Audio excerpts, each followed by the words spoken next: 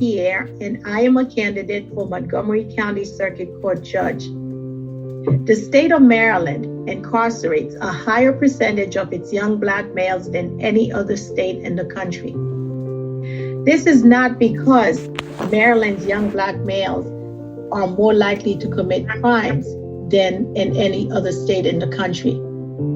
According to the Justice Policy Institute's research, this is because of the excessive sentences that the judges give them. The ACLU's research on Maryland's school-to-prison pipeline is even more horrifying. You can do something about this. You can help elect a judge who will practice restorative justice. Restorative justice helps increase public safety and lower costs. Excessive sentences have not been shown to increase public safety or lower cost. Please vote for me, Marylin Pierre, for Montgomery County Circuit Court Judge. People should be held accountable for what they do, not who they are. Please vote Marylin for Maryland. Thank you. Thank you, Marylin, for sharing that. And as we are rolling right into the show, You Be the Judge. We're here every Wednesday at 6 p.m. I'm Dr. Paul Dyer, and my lovely two beautiful co-hosts, Marylin Pierre, who's running for Circuit Court Judge of Montgomery County, and Judge Claudia Barber, who will be here sooner than later. Hope everything's okay. What we do here is that we talk to people, we have informed information, we have understanding about uninformed information, and then hopefully that brings you into an action. This has been a political river we've been having in the last several months, and it's rightfully so, because I think we all believe, Marylin and I and Judge Claudia Barber, we believe that this is the most important election of our time. We believe that this is the second Reconstruction, and I think if we don't heed to the new information, information in itself, you will be caught behind the wheelbarrow. And if you're caught behind the wheelbarrow, that means you are doing the pushing or you're being ran over. So, Marylin, how was your week? I had to tell you, my week has been struggling. I had a struggle week. Oh, I'm so sorry to hear that. Wow. But I've got to go back because you said lovely and beautiful. I know. I'm like, whoa. Oh my gosh, I'm blown away. I'm like, what do you want today? Well, it's not because I had a struggle week. You're still lovely and beautiful. Well, thank you. I try to get all the compliments that I can because you guys think it's shameless, but hey, I do what I can. It works. We could put them in a bottle, because I don't want to wait till Christmas to give them to you. Yes, that's true. And like Toni Morrison say, why do you wait until someone has passed away and they can't hear the eulogy for you to say nice things about them? I agree with that. So why have you been struggling? It's I did this thing on Mental Health Monday that I do, and we had 14 mass shootings since June 1st. Since June 1st. And that was done on Monday, wow. And so that was 2 days ago. So in 6 days, we have 14 mass shootings. 14 mass shootings. But that's not even the struggle. The struggle is 9% interest rate, 80 million people out of work, 160 million people working, 30% of them are underemployed. We have situations, gas prices, food is going up. We're in a food shortage. We're in a perfect storm, either for a revolution or just for not just change, but a lot of people spinning off the wheels or coming together. We have a choice. But we have we do have the perfect storm for us to make a difference. So I was struggling. I hope it's the latter. Yeah, because I understand. I heard the news this morning, and I'm like, oh my gosh, it's like crime is going up.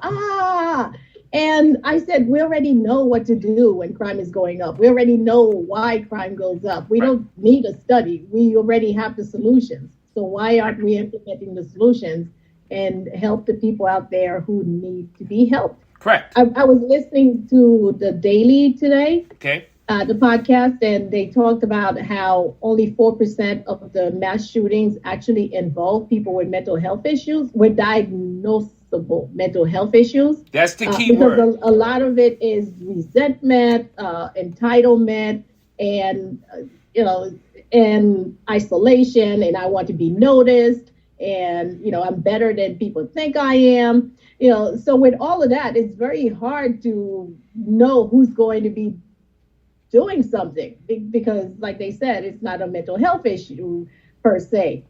It's hey, I want attention, I want to be known kind of an issue, and there's no cure for that. There's not a pill for that. There's no amount of psychological care.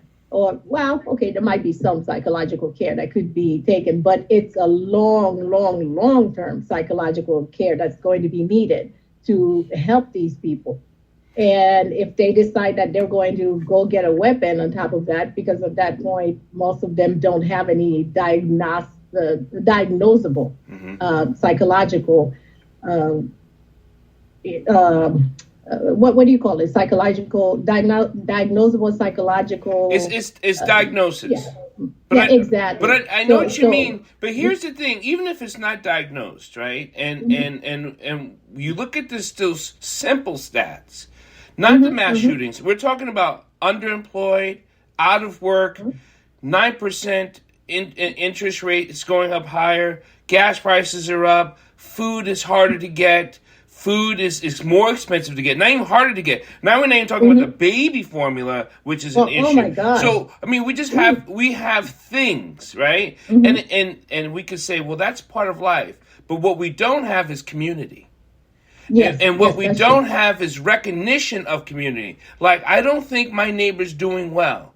I don't think my mail person's doing well. I don't think my Amazon delivery person's doing well. We don't have anyone recognizing human life, either healthy or unhealthy. And I think that's why, to me, this is so important, because we get a chance to talk with one another, get off what's on our head, and share a community, listen to each other, and support each other.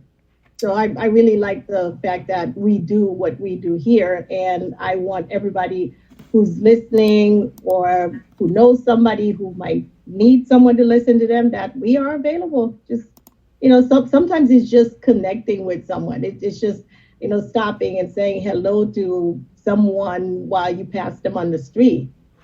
And so they understand that this is a kind of kindness and the kind of grace that you extend to them. And so they don't see the world so much as, oh my God, there's nothing worth staying in this world for. And I'm glad we were able to have conversations, because that's what we do here. I do want to do a commercial plug. July 8th, if people can see, those are the ones who listen to the podcast, live podcast, where it's downloadable and shared and like and all those stuff in all your podcast stations. July 8th and 9th at Morgan State University, we're having a Black Action Convention. We're here to solve problems. We're putting together this statewide Black Action Convention here in Maryland. It's going to be at Morgan State University, July 8th and 9th, all-day affair starting at 9 a.m., ending at 6, talking about economics, talking about crime, talking about education, with solutions and breakout rooms. We're not here to cheer and rah-rah. We're here to talk about policy building. We're here to talk about solutions. And we're here to walk away with a procedure and a process for the state of Maryland. We're inviting all our political candidates and all the ones who are running, all the ones who are seated. But what we're wanting is people to come with their nonprofits, their activism, their voice, their sorrows, their sicknesses, their ideas, to come together so we can build a better policy for Black community in Maryland. Because what we have noticed is that one thing on the eastern shore does not fit on the western part of the state or the northern part of the state. And we're all divided, and that divide is their conquer. So, Thank you. Marylin, you're going to introduce our guest. I see we have our guest that's on here. And thank you, Michelle, for joining us. Oh, okay. Well, Michelle, which one would you prefer? Would you prefer? Thank you. Oh, I'm okay. I'm sorry. I'm trying to juggle a couple of things. So, Michelle, could you please introduce yourself? Sure. Hi, everyone. My name is Michelle Whitaker. I am a candidate for the Democratic Central Committee at large in Montgomery County. I'm running basically for three reasons. One, I want to make sure that we have more folks who are civically engaged in both our politics and policy. Secondly, I want to see how we can motivate more folks to be part of the Democratic Party and get involved, especially young people and people of color. And thirdly, I think that there's some policy pieces that our community can definitely get involved with, that we need to mobilize Democrats more around so that we're able to pass policies that really create positive change for our communities at the local level here in Montgomery County, as well as across the state. For those who aren't familiar with the Democratic Central Committee, it really is the start of local politics in each county. It's where the county can really, the Central Committee really can set some agendas and really mobilize local registered Democrats to take action, to get involved, to help elect Democrats to office, both at the local level and at the state level. And so it's really, really an important part. As many, I think, of you have with the issues that you're talking about, it all starts really locally. And it's about how we build a party that is reflective of our communities, reflective of the needs of our community, and where we have leaders who are responsive to the issues. And there's opportunities, especially this year, with we could see some new faces on the Central Committee, and that can really drive the direction to really help make sure that we're doing more to increase voter registration, to increase voter participation, which we always know, especially in a primary year, that participation in elections, while it's great to see folks come out and the people that you see at the polls, we're still hovering around 30% or so. And so there's work to be done to really make sure our primary elections, along with our general elections, really are reflective of the communities and the direction that we want to go. So there's a lot of things that we can do, both on the election side and on the policy side. And that's, again, one of the main reasons why I'm running is I know that what we want to do, what people want to see happen in their communities isn't just about what happens in elections. Elections are very important. And so it matters who we elect. And as you said, Dr. Paul, we need to be focused and recognize the importance of this election. But it also requires us to say that the day after the election, so after July 19th or after November 8th, what are we doing to make sure that we're continuing to hold leaders accountable who are elected, move the policies or the issues that were talked about in different candidate forums and conversations, meet and greets, anything that's going on during the election season? How do we actually make that move forward? And that's a year-round activity. And I'm excited to be for the opportunity to be on the Central Committee, because it's something, the work of year-round democracy engagement is something I've done for the last 15 years, where I've worked on the side of both increasing voter participation through initiatives like automatic voter registration, public financing of elections, and ranked choice voting. But then on the other side, I'm also actively engaged and, put the action into place by being someone who's vocal at the local level and have testified on issues that I care about, from, election reform to education to public safety. And that's really what we need to do. We need to be engaging all of our electorate, all of registered voters and residents in general on that side, so that we have a year-round 365 democracy. So that's my quick intro, and I'm excited to talk more. So well, and so since I have your bio, I think it's really interesting, and I think that it's a quick bio, and we could just go ahead and read it before we get started with questioning, just so people could get to know you better. I'm sorry I wasn't prepared earlier to do it. Shame on you, Judge. So here's Michelle's bio. Michelle Whitaker has devoted the last 15 years to working with nonprofits and progressive organizations on communications, advocacy, outreach, and grassroots mobilization. She is the principal at MCW Creative, a grassroots-focused strategic consulting and communications firm. Michelle is the statewide coordinator for Ranked Choice Voting Maryland, a volunteer-led coalition working to adopt RCV for local and statewide elections. She is running for Democratic Central Committee at large to increase participation and turnout in elections, build more civic engagement year-round, and expand the reach of the Democratic Party at the local level. Excellent. Thank you so much for joining us, Michelle. We really appreciate it. And there's our lovely other co-host, Judge Claudia Barber. Welcome, Judge. Yay! Woohoo! Nice to see you, Judge Barber. Well, thank you. Sorry, I keep interrupting people. Okay, so now Paul, you are ready to be a judge if you keep interrupting people. I think all I need is a gavel to throw at people. She is. Yeah. Okay. So, Paul, go ahead. Michelle, I have to. I want to be. I'm always transparent, especially when it comes to speaking like this and very clearly and bluntly. I am not for a two-party system. Ever since I worked for Ralph Nader when he ran for president. The two-party system keeps people out. I think that the Democrats have lost their messaging for the last 20 years, if not longer. They have they pacify, and they have not done much for the Black community or many other communities, and they overspend. We know that.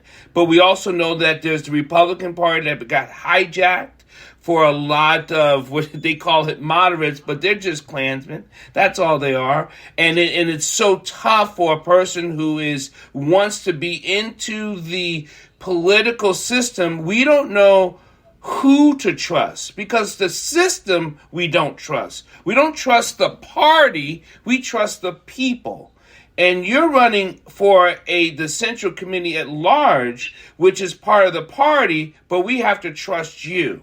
How do you navigate that when you know that? So you probably know that there's some things the Democrats don't do, they don't do well, and they suck at doing, and you're like, and you're trying to help us vote that way to get good people and great seats so we can do better. It sounds like you're in a rowboat with a broken oar, but yet you're still taking in water. How are you doing that? Well, Dr. Paul, that's a great question. And the first thing I'll say is that it is about building relationships. So right now we do live in a reality where the two major party systems we have a two major party system, but there is flexibility and room for growth, both within the Democratic Party and also room for other parties to be able to influence what kind of policy is developed. We already see that. We have members of the Green Party who have helped move the Democratic Party on issues related to climate justice. We have other groups that have been involved in moving more progressive voices into our party, into the Democratic Party. And so, there's an opportunity there. And, it's a question of should you stick with this system here or move to something else? And I'll go to another analogy. I'm a member of the United Methodist Church, and the United Methodist Church, I worked at the national level for the church doing public policy work, helping their communications to advance women's rights and criminal justice reform and environmental justice and a whole host of issues. At the same time, the church was struggling with how to be inclusive with our LGBTQ community. And it was a struggle that was happening on a 4-year cycle within the church because of the structure when we develop policy that advances different platforms that we have that go for the next 4 years. Very similar to elections, the political space, but in the church. And there was always this tension around where there were some folks who were not willing to accept the LGBT community and give them full acceptance and the ability to fully live into who they are.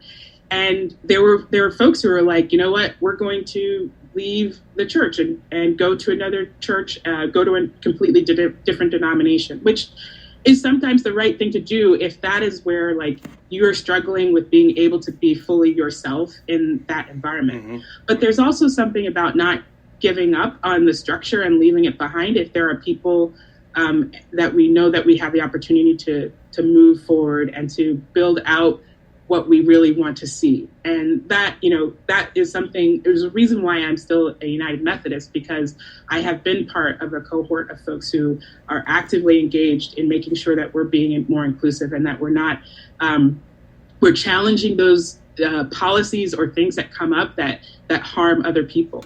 And that is the same thing that we need to do within the Democratic Party. There's no party that's going to be perfect. Let's just be honest with that. But if there's a party that is trying to embody the values that I share, that I see that will actually create positive change in my community, then I want to find a way to be part of it. And it's easy, you know, this is the first time I've run for office and run to be more engaged in the party in this way.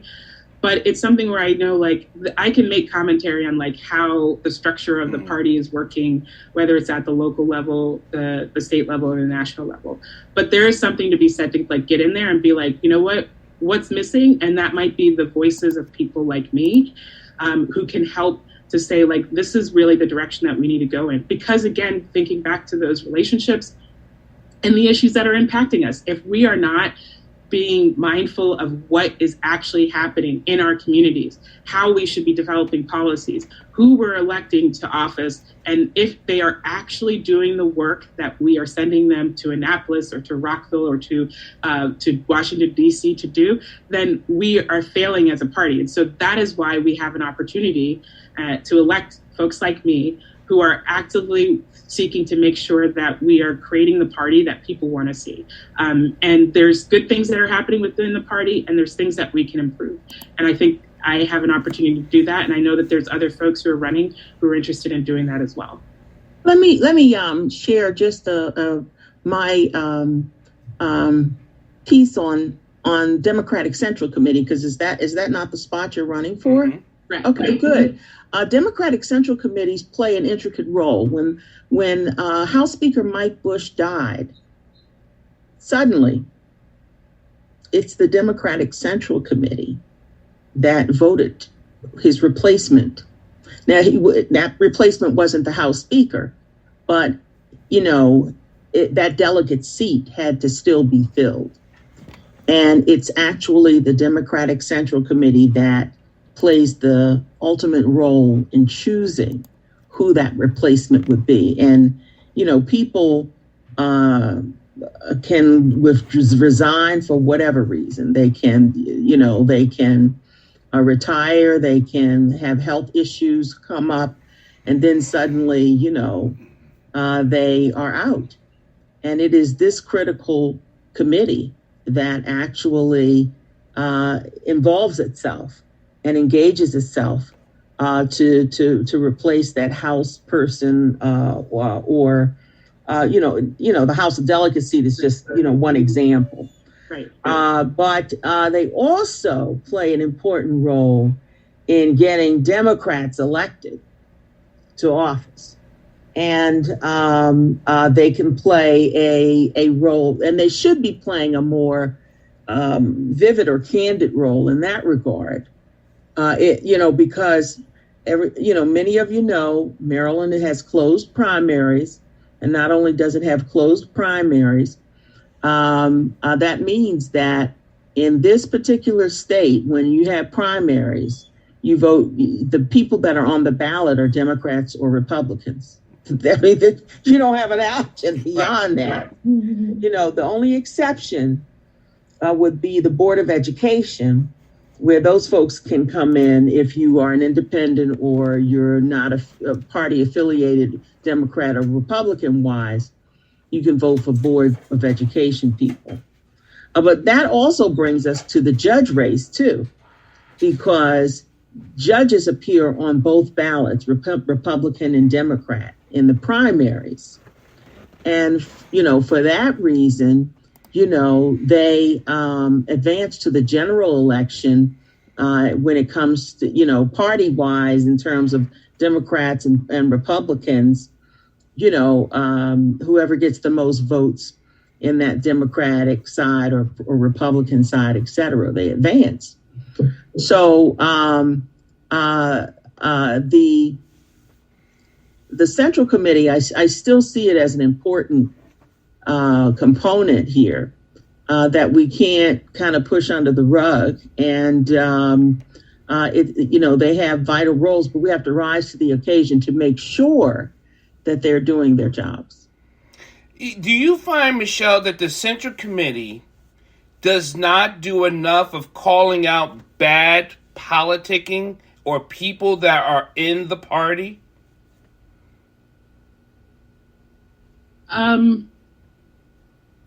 You asked the tough questions here. So what I would say is so from an outside perspective, I don't know what other ways that they may be trying to engage with folks. Can you still see my? Yes. I don't know if my connection went out. Okay.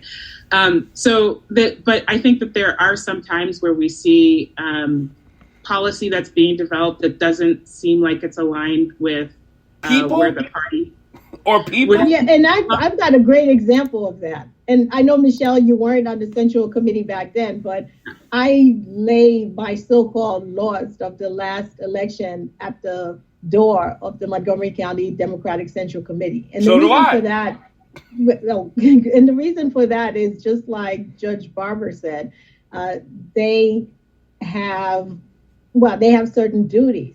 So in my case, when I ran for judge against 4 appointed individuals who were appointed by a Republican governor, those 4 individuals won the Republican primary. No big surprise there. I, on the other hand, came in 3rd in the Democrats' primary, which meant that, I was able to get more votes than 2 of the people on the slate. That's impressive, by the way. That's very impressive. I tried, especially since they outspent me. That's why I'm not an accountant. But anyway, in the general election, the Republican put the 4 people who won their primary on their sample ballot. But the Democrats and the Central Committee is the one who made that decision. Well, the then members of the Central Committee are the ones who made that decision. They decided that they were going to put 5 people on their general sample ballot, on the Democrats' general sample ballot, which, and the way that the reason why they said they did that, meaning that they put in somebody who I was told is a registered Republican who lost the Democrats' primary. They put that person on the Democrats' general sample ballot. So there were 5 names on there instead of just the 4 who won the Democrats' primary. And their reasoning for that is that they voted that they believed in the sitting judge principle. And so that was their reason. We need to tear that policy out. Just stop. Yep. And of course, they did not invite me to the meeting where they did that vote talking about and I am especially upset because I used to be on the Central Committee. I won their Community Service Award because of all the work that I did for them. I mean, I didn't do the work because I was hoping that this would happen. I just, but still the idea that they would do that. So it is a very, very powerful committee in the sense that they made me the only person who won the Democrats' primary in the last election, but lost the general election, because we all know that the Democrats, I think in Montgomery County, have a 3-to-1 registration advantage. Mm-hmm. So you could just imagine. We need people on the Central Committee who are going to blow that up and fix the system so that doesn't happen again. But that's why Michelle's running. I think that's her sentiment, is that we need good people in there to change this policy. I'm sure she's not going to use the words blow this mother F up. But here's the question is still, if they believe, and they meaning the other, whoever those others are, and whatever the others are doing, if they believe you're going to blow this up, doesn't that make that a fence or a wall for you to climb over to get in? Well, I mean, here's what I will say is that we know that within the party, there's a lot of, I think, gray area about some of the things that happen. And, you know, the sitting, as Marylin was pointing out, the sitting judges policy, that's not something that is a defined policy. That was something that they decided in the committee. So there's some opportunity there to, again, like set up clear policies that everyone understands before we get to the point that we're, you know, they're making a decision that seems very tainted. And or it's whatever they say. Exactly. It's whatever they say. And they just made it up. Right. And so I think like there's opportunities to create like clear policies on things to make sure that there's a more open and transparent and frankly one that feels like it's not about an insider game or like who's your friends that you have control over the committee or the party or some other element. So I think those are our opportunities. In addition, Judge Claudia, you mentioned the role that the Central Committee plays when it comes to selecting people to replace folks on the General Assembly. And I'm one of a number of people who want to reform that system because it does feel it's a very insider system where we have the people that most often get elected are ones who are coming from the Central Committee. And that doesn't mean that they're not good people, because there are several folks that we know who are serving now who are doing excellent work. And I am not faulting them for being good folks who are doing good policy work, but they are not elected by the people. And we should be looking at ways that we are creating a more representative policy for doing that. There's been legislation to move the election of Central Committee, or not Central Committee, but for replacing General Assembly as like a special election. I know that costs money, so that may not be something that's on the table to do. But there's the other piece that the Central Committee could actually, again, set up a policy that if they are going to be remaining the entity that selects the individuals that serve in the General Assembly, they are not selecting from themselves. And I think that's a simple way to do it. Like if you're on the Central Committee or you just rolled off the Central Committee, you should not be trying to get onto be appointed into this position, because there is a natural bias. Like they've all worked with you. Somebody else who just is applying out of the blue, but maybe a good candidate doesn't have the same relationship. Doesn't have a chance. So it's an insider. There's many.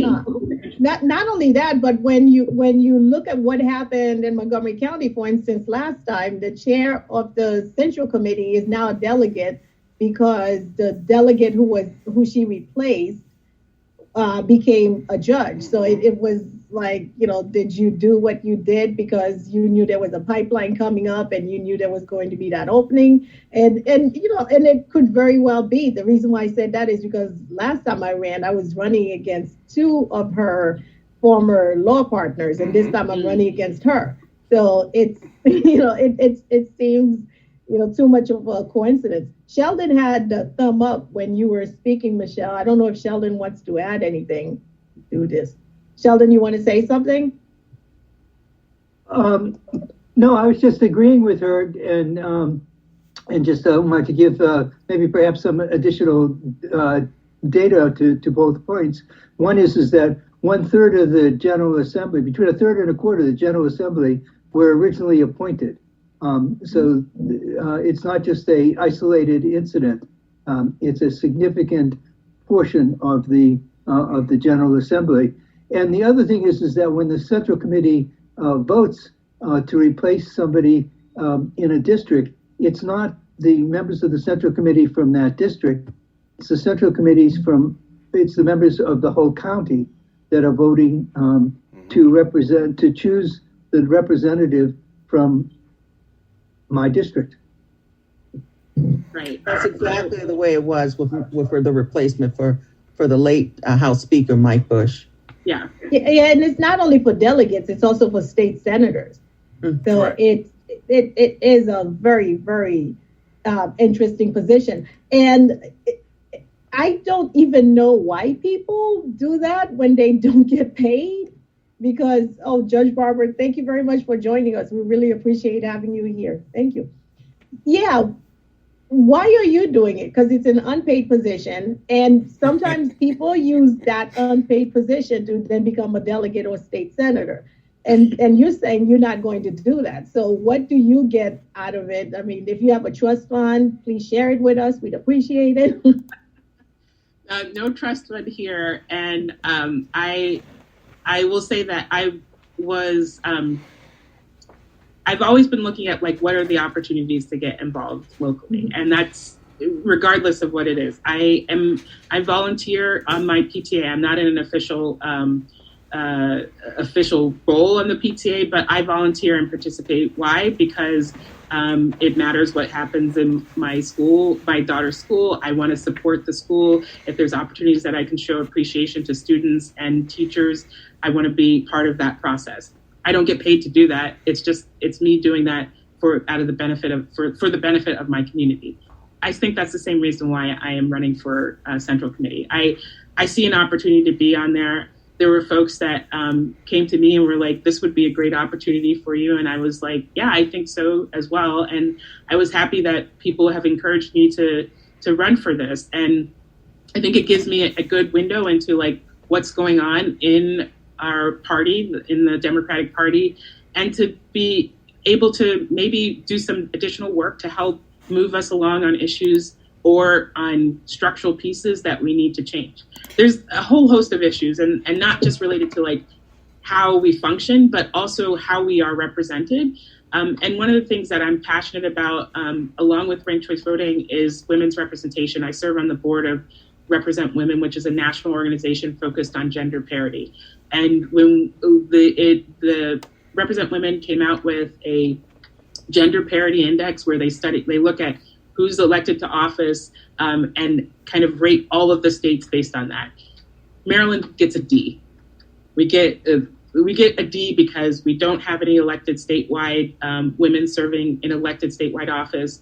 When it comes to the most populous cities in Maryland, I forget the number, but it's, I think, less than half of the most populous cities have a woman at the helm.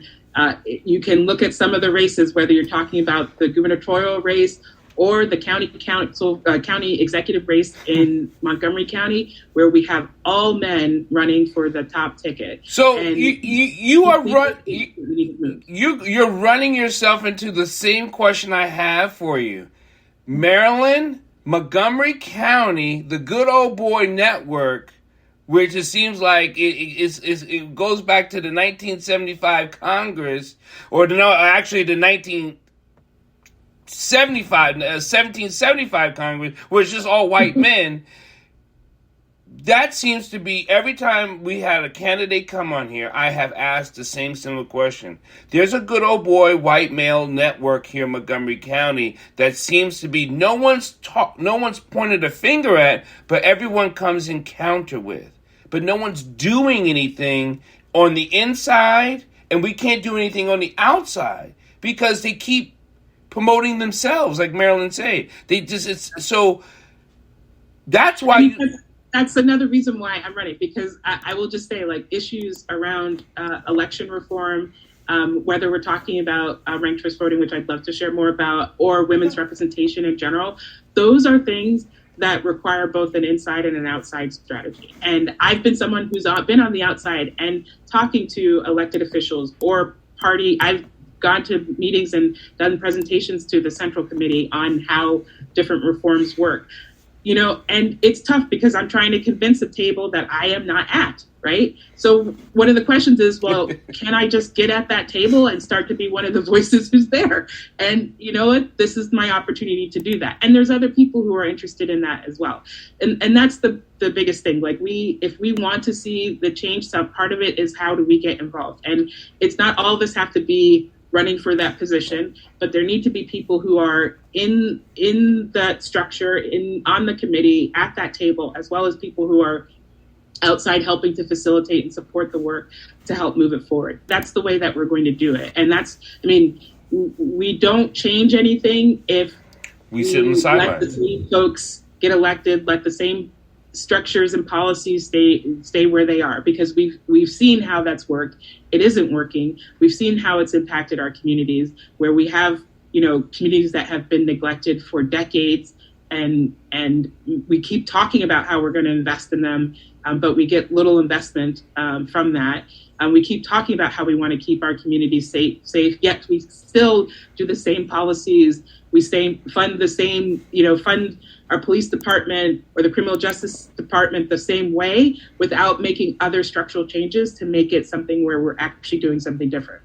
And part of that is if you have the same people who have had just the same ideas about doing things, they're going to do those same things. So we need more people, and it can't just be one person, So we need more people who are interested in, getting involved, helping to move those policy forward, helping to be in those positions of power, whether it's at the central committee, the county council level, or in the governor's mansion. So all of those things are very important for us to move pieces forward.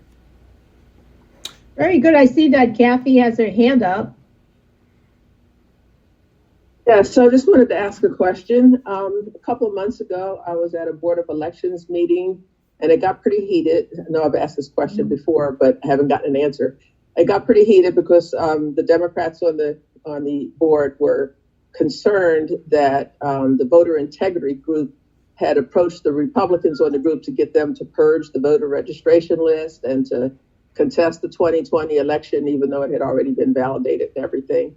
And I was just curious. I hadn't heard anything more about it, even though I did hear one Democrat say that they were going to take care of everything, legitimately. But I just wanted to know if that issue had been resolved.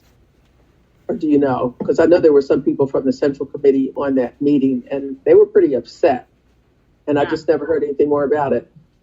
Yeah, I believe that they didn't. The Board of Elections did not take action to do something that impacted the rolls. I'd have to look at the meeting notes again for that. But it was something, and it was really interesting, and I think kind of a unique opportunity, again, for the Central Committee, where members of the Central Committee were leading some of the mobilization on that, which are the things that we should be doing. It's not just around like what happens in elections, but when we see an opportunity that people need to speak up, we should be doing that, and the Central Committee can help organize that. That's kind of one of the defunct groups within the Central Committee. There's supposed to be more of a advocacy or policy group that helps to look at these opportunities and figure out how to mobilize Democrats to be vocal on those issues. It hasn't been very engaged, and that's another opportunity for us to really kind of build that out. But on the voter integrity piece, I know both for the Central Committee, but there were also good government groups that work statewide, like Common Cause and Marylin PERG, that really continue to monitor that and are really being our advocates across the state to make sure that our vote is protected, that people who are registered and eligible to vote have that opportunity, and that we're making sure that more people have the opportunity to get registered and participate in the local elections. And we need to be part of that process. It's all of us doing that together to make it a more representative democracy. And so I'm glad that you were able to attend that, and we need more folks who are doing that. There's lots of things that are going on, and running at large for this position on the Central Committee gives me a little bit of flexibility, because it's not just what happens in my district, and I'm in Legislative District 18, and and I think my new councilmatic district is District 6. And so there's obviously key issues that are happening there, but I have an opportunity being at large to also see what's going on in other parts of the county and to make sure that we're bringing those perspectives. And that's another key point here is like, we don't, we need people who are being attentive and aware of what's happening. And, they may not be the voice of that issue, but that they are bringing attention and willing to listen and willing to bring the people in that need to, so that we're hearing all of those voices. When I when I was a student leader within the United Methodist Movement, I was part of the national organizing committee, and we were, again, doing a lot of work both on LGBT inclusion, but also on environmental justice and policies that we wanted to introduce. And one of the most beautiful things that I remember doing in that was we would set up these groups, these what we called caucus groups, because we wanted just as many folks. We brought thousands of United Methodist students together, and we would break them up into groups so that we could have these conversations and, have really bubble up all of those ideas and then be able to bring that together to larger groups that were helping to set policy. And we need more of that. We've seen that in debates and conversations around Thrive 2050, right? Where we know that there are folks who, communities that have not been as engaged or have not been part of the input process. They've been left out on purpose. They haven't been engaged, they've been left out. And we need to hold folks accountable that we can't just say I held 5 meetings on Zoom and that was enough. I mean, that probably was enough for you because it was exhausting to be on Zoom that often, but that wasn't enough for communities that aren't on Zoom, that aren't as connected digitally, communities that, they work 1, 2, 3 jobs and are not going to be able to attend the forum that is not metro accessible and, is happening at a weird hour where they have to figure out childcare and other issues.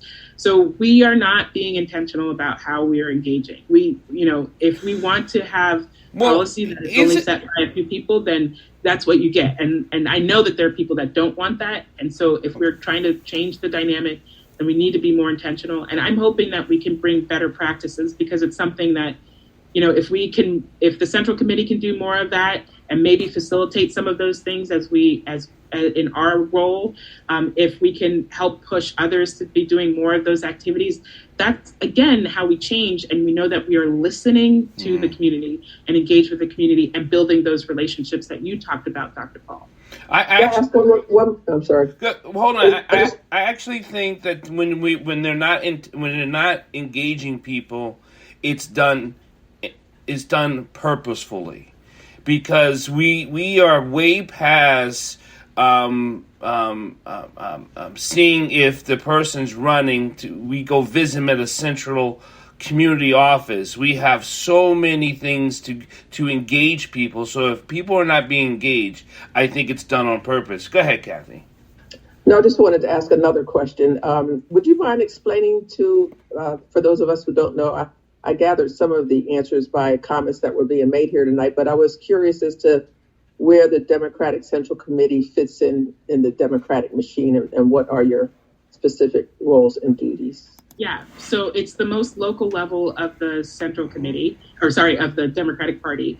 It's where we do a lot of organizing around elections, a lot of organizing and turnout pieces. So there's a lot of information that is shared, and if you're on the Democratic Central Committee's listserv, you get lots of information about candidates who are running and what events that they're hosting and candidate forums that are happening and things like that.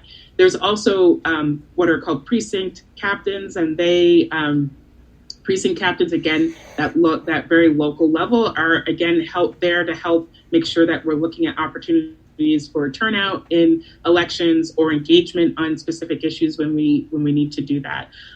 Those are, again, volunteer positions that are extensions of the Central Committee. So there's the members of the Central Committee, and then you can have additional precinct captains that are also working to help facilitate the work of the party. In addition to the things that we've mentioned around one responsibility being how you appoint vacancies that happen at the General Assembly level, The other work that the party does is around fundraising and kind of being able to get the word out. So that is a function within the Central Committee. And most importantly, I think there's an opportunity, as I said before, about the engagement that we need to do with Democrats, both during election cycles and outside of election cycles, on the policies and issues, and being able to set some of the policy that we want to see within the Democratic Party so that can bubble up to the statewide and maybe even move to a national part of the national DNC platform. So those are all kind of different components of it that work together to represent the Democratic Party. And I see that the Marylin put the link in there. My website also talks a little bit about some of those functions, but it is really like the most local version of the party, where you can kind of get information, get connected to Democratic elected officials or Democratic candidates who are running for office, and kind of understand that structure. Most often, the party is mobilized around elections, but I think there's opportunities to do other things too. And also the meetings are open to the public. They're every second Tuesday of the month at 7:30. Mm-hmm. Right now they're on Zoom, so you could just go to the website and just click on the register link to attend the meeting. And they'll send you a link so you can see how things work and what they vote on and things of that sort. So some of the meetings are pretty interesting. Our largest seat that's being ran this year is the governor's seat. We know that what's leading the election on the Democratic side and the Republican side is people just not sure. We have 31% of the Democratic people, they're just not sure. On the Republican side, it's 47%. They're the ones that's leading. It's the people that are unsure. They're leading this race.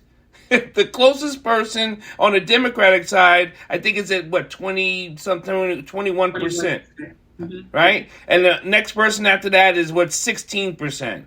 But 31%, a lot of people are just not sure. Now, is that something you think it's because we're not getting enough information, or we just don't trust them? So we are looking. Go ahead. I would love to see ranked choice voting. I mean, for a race like that, I really, really would love to see that, because I myself have, how do you say it? Kathy, you've got to go. Thank you very much for joining us. We really appreciate it. Enjoy your class. And yeah, for that race, especially because of the people who are running, because of the things that they're saying, I would love to see ranked choice voting. Do you want to talk a little bit about that, Michelle? Since you are doing... Yeah. So ranked choice voting would be an excellent choice for our gubernatorial race, as well as for our county council and county executive race. It's a method of, you get to rank your choices. So just like if you wanted a second or third option that you were like, these are the candidates I really like, you get to rank them in order of your preference. That is really kind of empowering voters to have more of a say in what actually happens in the elections. Typically right now, somebody can win with, 20% of the vote or less. You don't need, you can win with less than 50% of the vote, which really means that, there's more than half of the electorate wanted somebody else in that position other than the person that was elected. So using ranked choice voting, you rank your choices, you count all of the first choices, and if somebody has over 50%, they win in that race. If no one does, then the last place candidate is eliminated, and you have what's called an instant runoff. And so the people who voted for that candidate that's in last place, they now have their second choice considered, and you keep tallying to see who gets to the threshold of 50% in a single seat race. And it's really great. It's being used in Tacoma Park right now since 2006. It's used across the United States in places like San Francisco, in Minneapolis, Minnesota, Oakland, in Maine uses it statewide, as well as Portland, Maine. The city of Portland, Maine is using it. So and New York City used it in 2020 for their General Assembly election, where for the first time they elected a majority people of color and a majority women General Assembly there in New York City. So ranked choice voting has great benefits to it, both for empowering voters, but also creating a more reflective democracy, which we've seen where more women, more people of color are able to not only run, but able to win. And we should be able to encouraging that. And with the systems that we have right now, like public financing, which is encouraging a lot of folks to be able to run who wouldn't, on the finance side, like be able to ask people for those $6,000 checks or don't have a trust fund, which I am in that group, right? Having public financing is a great opportunity. And if you have more candidates running, you should have ranked choice voting so that voters have that ability to say, here are my candidates of choice.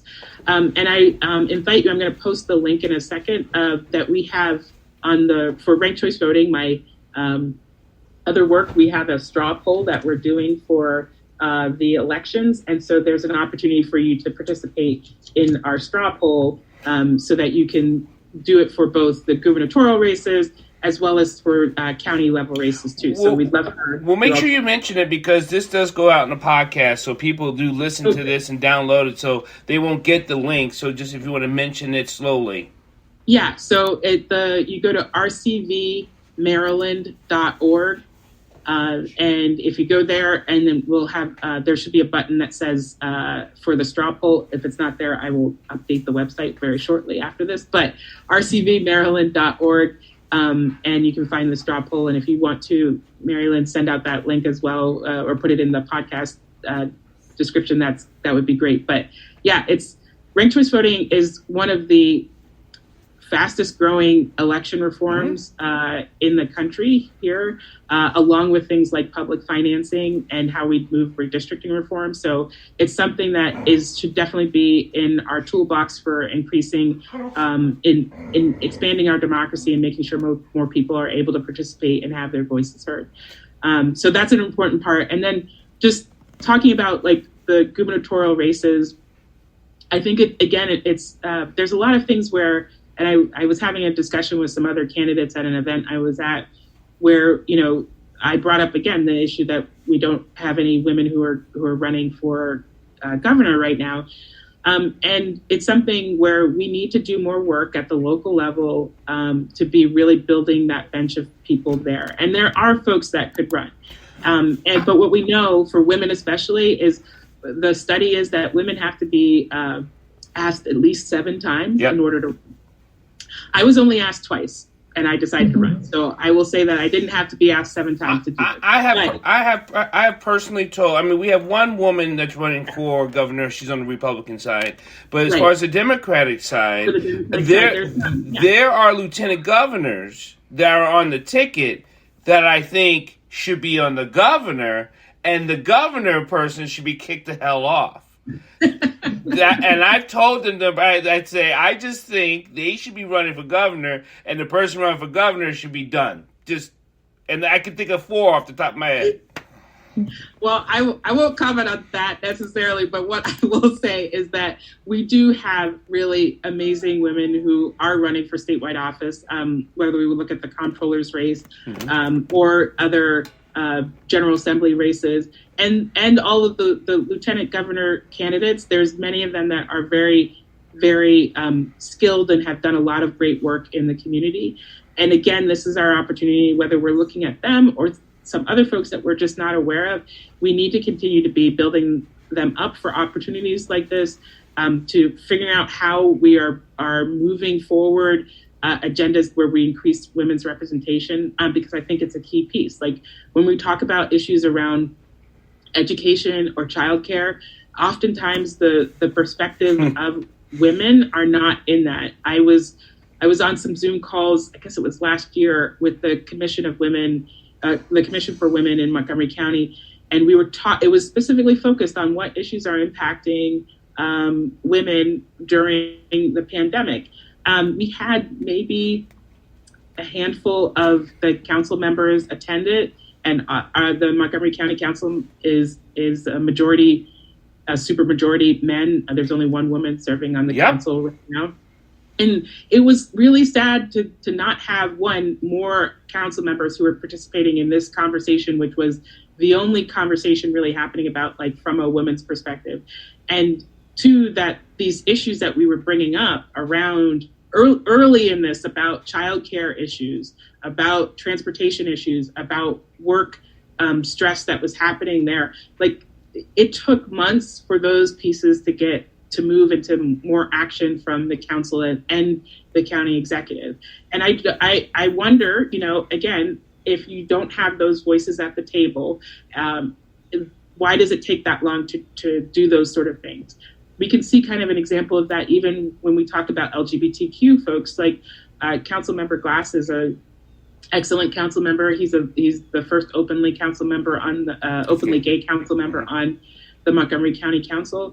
And he's been able to move things with doing more Pride activities for the month of June, which is Pride Month, to really bring awareness about issues happening in the LGBT community. And it's not because there aren't LGBTQ folks who have either worked in county government or are active on issues, but sometimes we don't have somebody who's present on the policy to advance those. And we need more folks like that, whether you're talking about LGBTQ, you're talking about women, you're talking about people of color, Black communities having a voice and being represented. We need more Black and brown folks who are on these different committees and different places of power to be able to be voices there. And while the Central Committee is more inside, baseball, if you will, talking about what the party does and the party structure. Again, from what I was talking about earlier, it's important if we care about what this party does, and if we want to make sure the party is going in the right direction, then it requires all of us to figure out how we can be in that room together.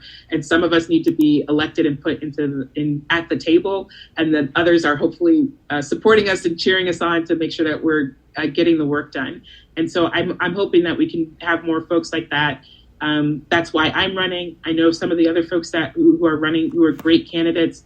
And I want to see those folks who are really working to move a progressive agenda forward to be on the Central Committee and in other places on the ballot. We have a hard break. We are closing up the show of You Be the Judge every Wednesday at 6 p.m. You can always catch us. You can always download the podcast or any of your iHeart, Apple podcast stations. Listen to it live. Go to YouTube channels and all that stuff. This is great. Thank you for Michelle for coming on publicly. I want to say thank you, and I hope you truly do win, because I do, and I can say this. You don't have to. We need to blow this mother F up, because the Good Old Boy Network has got to stop. And like I said, the 1775 vision of what the Congress looks like in Montgomery County needs to also die out, right? Also, I'm in the process of thinking we should reelect no one. I'm literally I think I'm on this side of the fence. I don't think we should reelect anyone. And someone says, what if they're a great candidate? I'm done. We're reelecting people, because we have a hard time changing people in seats. Good, bad. The public is so stuck on, well, they haven't really done anything to me. And then all of a sudden they're in the seat again and they're like, oh, they're horrible.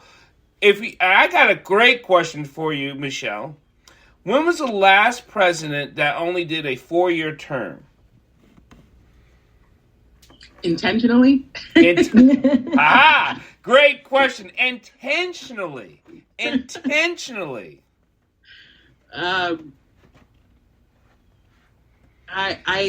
the scary part. Yeah. Marylin, What do you got? Anyone? Trump. Yeah, Trump only did a 4-year term. No.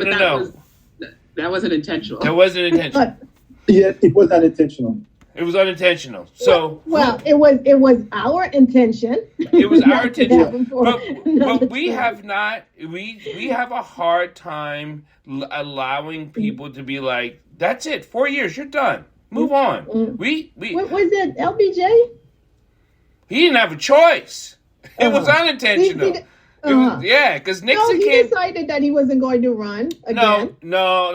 That war kicked him. They brought Nixon in so fast, right? Yeah, but see, LBJ was my favorite president, and so the Civil Rights Act, the Voting Rights Act, the Housing Act. I mean, just you name it. It was LBJ.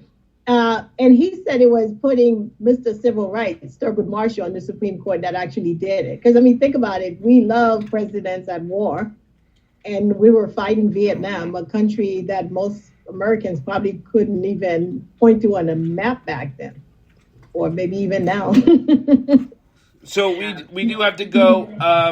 Hold on, we can talk off air. Thank everyone for listening, and we'll see you next Wednesday. You be the judge. Well, what's the answer then? Well, no, hold